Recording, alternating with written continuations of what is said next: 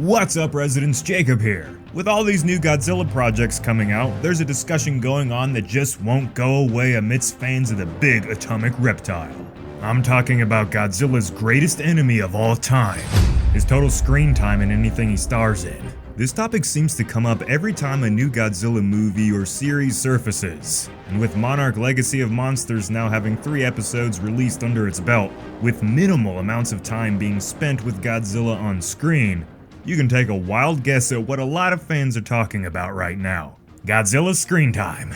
And with Godzilla Minus One rumored to have the big guy on screen for around only 10 minutes out of the 2-hour runtime, it's likely the topic's gonna come up once again. So this all begs the question, is it enough? And will the future episodes of Monarch and the upcoming blockbuster movie Godzilla Kong: The New Empire continue this trend of Godzilla being on screen for so little of the entire duration? The answer is, probably. And I'm gonna do my best to explain why, and also why you shouldn't be completely upset about it. So I'm actually curious to know what you guys think. If you want your Godzilla movie or TV show to have more than 10 minutes of Godzilla screen time, then go down below and click the like button. I kinda wanna use it as a voting thing. Let's say in this hypothetical situation that Godzilla gets at least a third of the movie's screen time.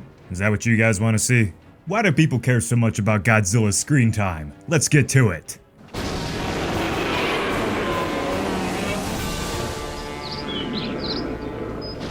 Before we solve this riddle, we first have to understand why this subject matters to so many. And to do so, we have to go back, all the way back. If you go and look through all the Godzilla movies and you check out the big G-Man's screen time, they all average around 10 minutes of total screen time for him. All of them, even the ones with dudes in suits.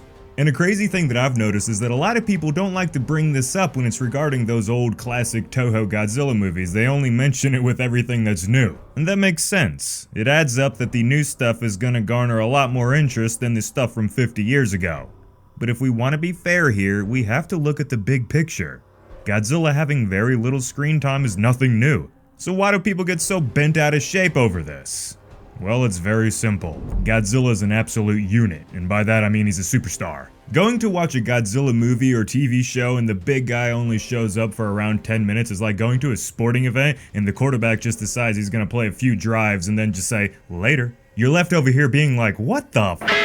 Godzilla blue balls are very real. Just go look at Godzilla 2014. Now, the number one argument you see is that if it's a Godzilla film or series, that we don't need the human characters. We don't need stories based around them. All we need is the monsters in order to make a top-tier movie watching experience.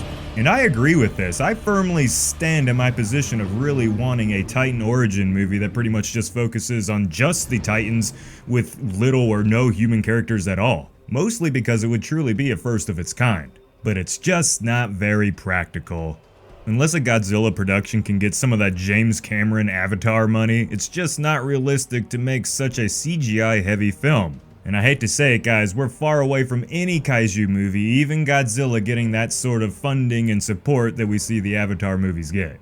However, this isn't the only take. There's a counter argument to this whole nothing but monsters thing. And that is that if the world is alive, if it feels authentic to a world where giant monsters can exist, and that the idea of Godzilla simply existing is enough to drive the human-focused story, then that's just fine.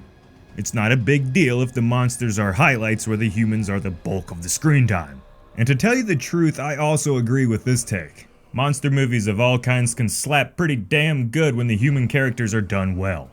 So I want more monsters, and I feel like one day we will get this, although it's probably more likely that it's going to come in the form of an animated series like a cartoon, rather than a big expensive blockbuster.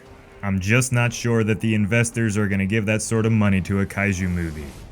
So it's likely things are going to continue as is. But I'm okay with the 10 minutes of Godzilla as long as the rest of the story, the experience, is worth giving a crap about.